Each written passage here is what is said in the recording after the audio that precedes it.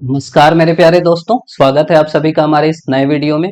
WhatsApp में, Telegram में, YouTube में बहुत सारे सवाल आए कि भैया हम इसी साल तैयारी शुरू करना चाहते हैं, कैसे तैयारी शुरू करें, क्या अप्रोच रहना चाहिए। या कुछ लोग के सवाल हैं कि लगातार असफल हो रहे हैं तो बिल्कुल नई रणनीति से तैयारी करना चाहते हैं, तो अब हम क्या करें। ये एक छोटा सा वीडियो है जिसमें मैं बेसिक चीजें बताऊंगा कि आपको कैसे करना चाहिए, जीरो से अगर आप स्टार्ट करना चाहते हैं तो। सबसे पहले तो 3 स्टेज होते हैं किसी भी एग्जाम के या पीएससी की बात हम जो कर रहे हैं। सबसे पहले तो प्री होता है। प्री ऐसा स्टेज है जो छानने का काम करता है। देखिए बहुत सारी भीड़ है, लाखों लोग दिलाते हैं, 1 लाख से ज्यादा लोग दिलाते हैं।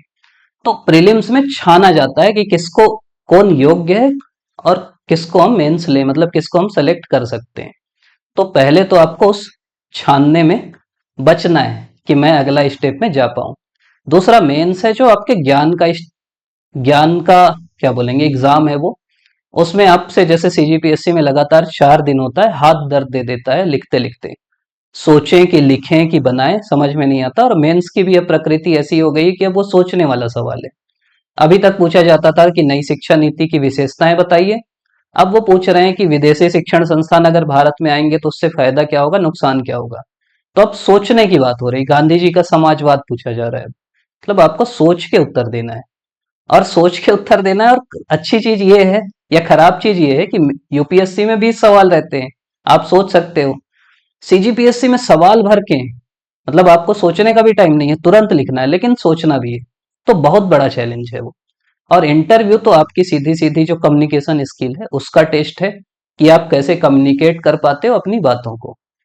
तो अपन एक एक करके बात करते हैं कि प्रीलिम्स का भी जो पिछला प्रीलिम्स हुआ उसके आधार पे हम क्या निष्कर्ष निकाल सकते हैं कि कैसे अब इसकी तैयारी करें।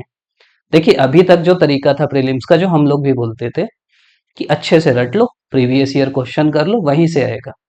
लेकिन अब जो नया तरीका है ना, प्रीलिम्स को आप बांटो 2 भाग में। एक तो आप बनाओ 50 सवाल छत्तीसगढ़, और दूसरे बनाओ 50 सवाल जीके, जो बाकी भारत का जीके आता है। ये जो 50 सवाल है ना, ये आपको रट लेना है। ये जो छत्तीसगढ़ के है ना, ये अगर आप यहाँ पीछे हो गए तो आप छत्तीसगढ़ प्रीलिम्स क्वालिफाई नहीं कर सकते। 50 में से 40 सवाल ऐसे आते हैं जो बाकी जो सभी बुक पढ़ते हैं ना, जो आपके कोचिंग वाली बुक आती है, कई कोचिंग सेंटर की आती है, सभी में सेम चीज लिखी वहीं से आते हैं। आप अगर वो 7 8 9 सवाल के पीछे भागोगे ना कि ये यहाँ से आया, ये राम कुमार बिहार से आया, तो आप ये 40 सवाल नहीं कर पाओगे।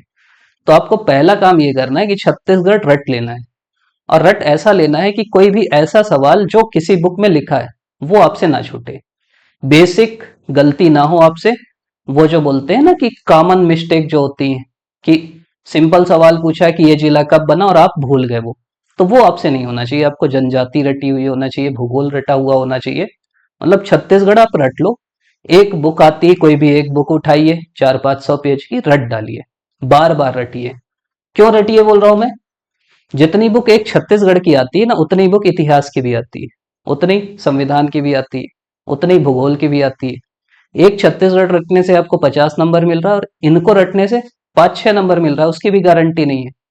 तो पूरा खेल ना इनपुट आउटपुट का है, आप कितना इनपुट देते हो और कितना आउटपुट मिलता है। तो छत्तीसगढ़ पहली प्रेफरेंस में रट डालिए। दूसरा काम आपको करना है कि करंट आता है ठीक ठाक। छत्तीसगढ़ में आप क्या करिए कि आखिरी में तो मैगजीन आती ही है, वो तो आपको रटना ही है।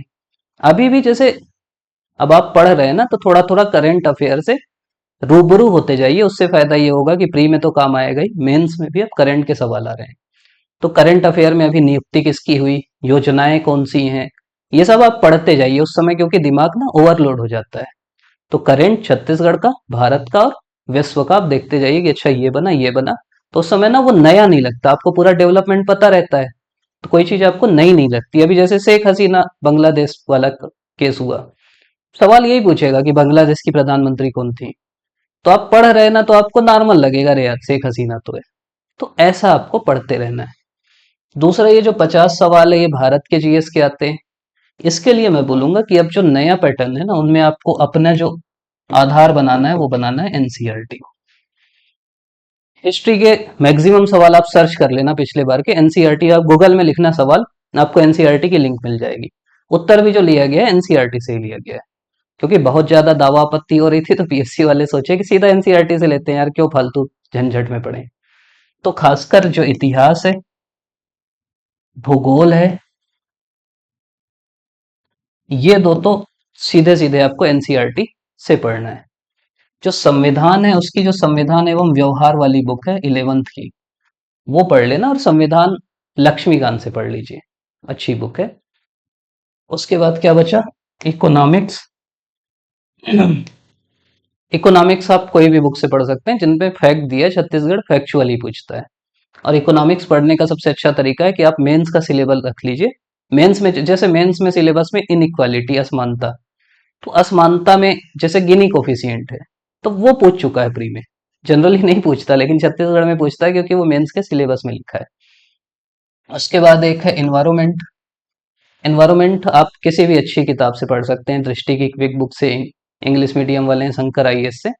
और बेसिक बेसिक जो संधि हुई ना, कि अच्छा क्योटो प्रोटोकॉल, फिर ये प्रोटोकॉल, फिर पेरिस एग्रीमेंट, और इसके जो करंट से रिलेटेड तथ्य हैं, वो आपको पढ़ना है।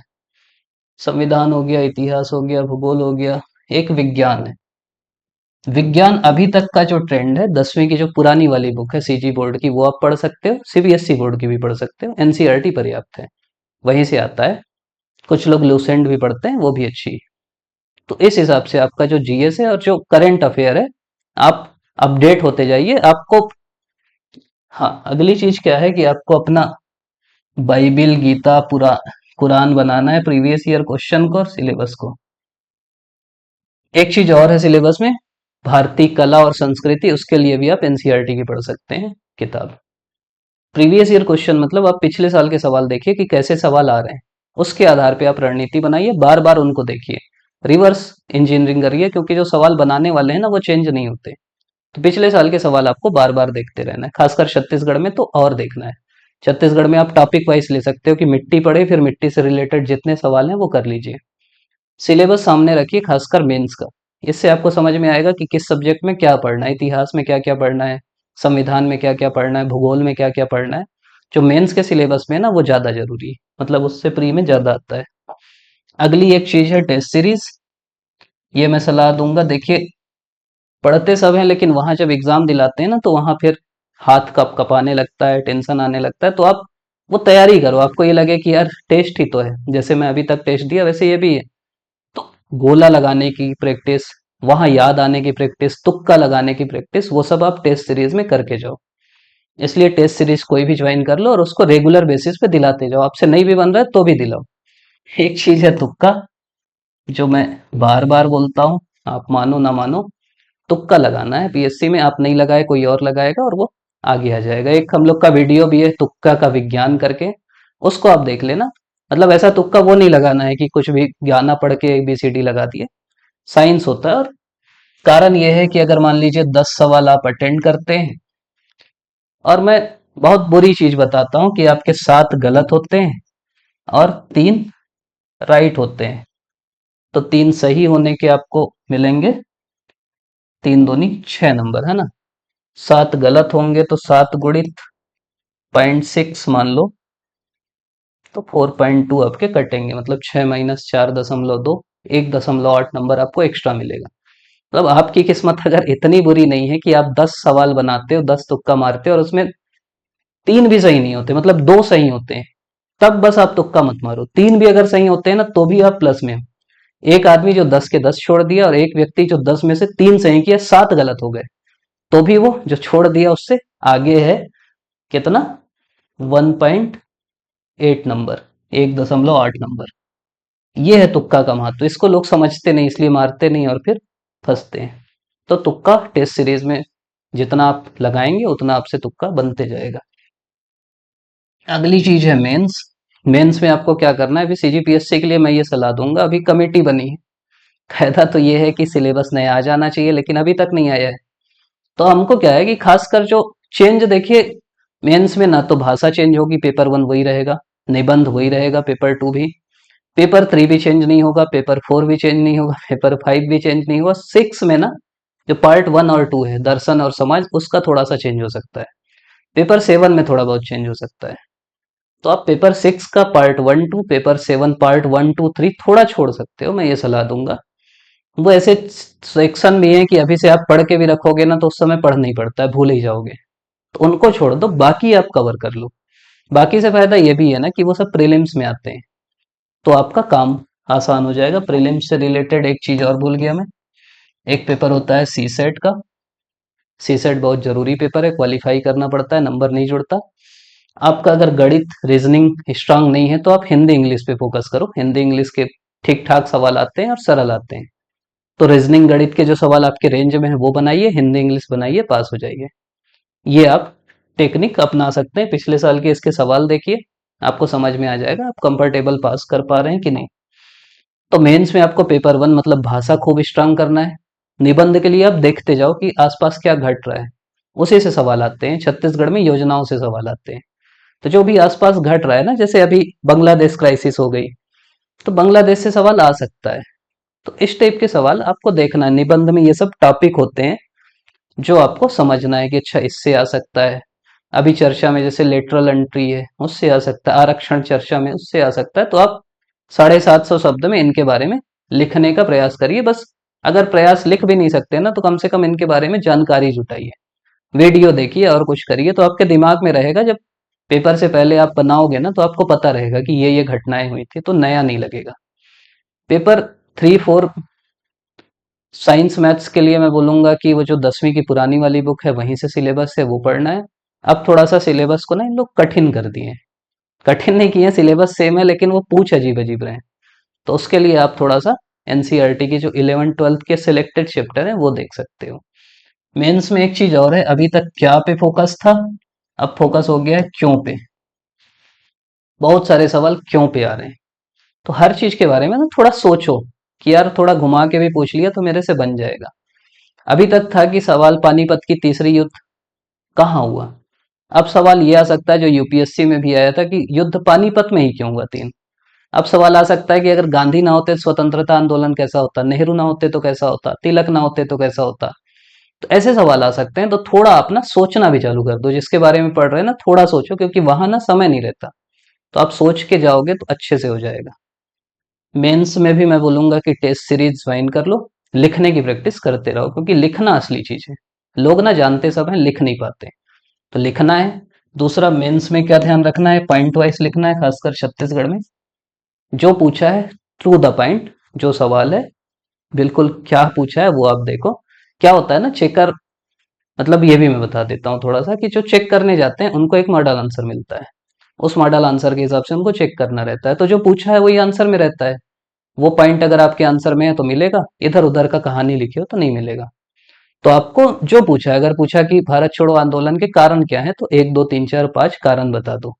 आप 3 लाइन अगर लिख रहे हैं ना कि भारत छोड़ो आंदोलन ये था, बहुत अच्छा था, बहुत खराब था, उसके नंबर नहीं मिलेंगे। तो एक ध्यान ये रखना है कि पॉइंट वाइज लिखना है। फ्लो चार्ट बना दो, ग्राफ बना दो। बाकी से आपको हर क्वेश्चन में प्रयास ये करना है कि आधा नंबर, 1.25 नंबर, 0.25 नंबर एक्स्ट्रा लाना है, बस वही करना है। अगली चीज है इंटरव्यू, जो बहुत लोग का भी होने वाला है। इंटरव्यू के लिए बहुत काम नहीं करना है, बस जो समसामयिक घटनाएं हैं ना उनको तैयार करो। थोड़ा बहुत बोलने की प्रैक्टिस करो। कहीं जैसे क्लास में भी रहते हो, क्लास में खड़े होकर पूछो, कुछ भी पूछो। कहीं कमेंट को यूट्यूब वीडियो देखे बढ़िया कमेंट लिखो अच्छे अच्छे। आपकी भाषा ना थोड़ा परिमार्जित होगी, परिष्कृत होगी, अच्छी होगी। तो इंटरव्यू में आपको मदद मिलेगी। बोलने की प्रैक्टिस करो। अगर आप अंतर्मुखी हो, कम बोलते हो, तो थोड़ा बोलो। बस वही है इंटरव्यू का। समय पर्याप्त मिलता है तो उस समय हम लोग तैयारी कर सकते हैं। तो ये बेसिक स्ट्रेटजी, अगर आप बिल्कुल नए हैं ना तो आप ये काम करिए। पहली चीज, एनसीईआरटी को अपना बाइबिल बना लो, गीता बना लो, कुरान बना लो। एनसीईआरटी अच्छे से पढ़ना है। कौन कौन सी पढ़ना है हम लोग टेलीग्राम ग्रुप में डाल दिए हैं पीडीएफ, वो पढ़ सकते हो आप। उसके बाद दूसरा काम क्या करना है, टेस्ट खूब दिलाना है। तीसरा काम क्या करना है, प्रीवियस ईयर क्वेश्चन देखना है, सिलेबस सामने रखना है, सही दिशा में पढ़ना है। एक, हाँ एक चीज और मैं बोलूंगा कि एक सब्जेक्ट के लिए ना एक बुक रखो। एक सब्जेक्ट एक बुक, बहुत मत पढ़ो, उसी को बार बार पढ़ो, रट डालो। कई चीज पढ़ोगे ना तो दिक्कत होगी। एक चीज और जो शुरू में ही मैं बताया, इनपुट आउटपुट देखो। कई लोग क्या करते हैं ना कि कहीं भी लगे रहते हैं।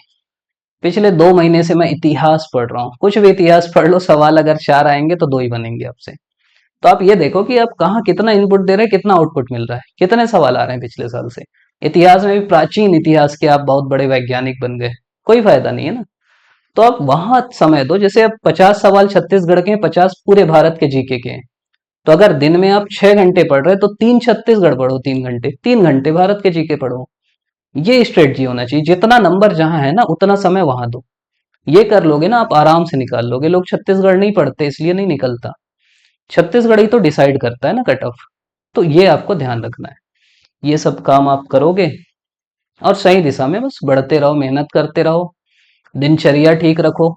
अपनी दिनचर्या में ध्यान को शामिल करो, योग को करो, अपने दिमाग पे काम करो। ये सोचो कि मैं याद कैसे करता हूँ, किसी चीज को, फैक्ट को कैसे याद करूं, कैसे कोरिलेट करूं, उन पे काम करो। अब सबका दिमाग अब अलग अलग तरीके से करता है काम।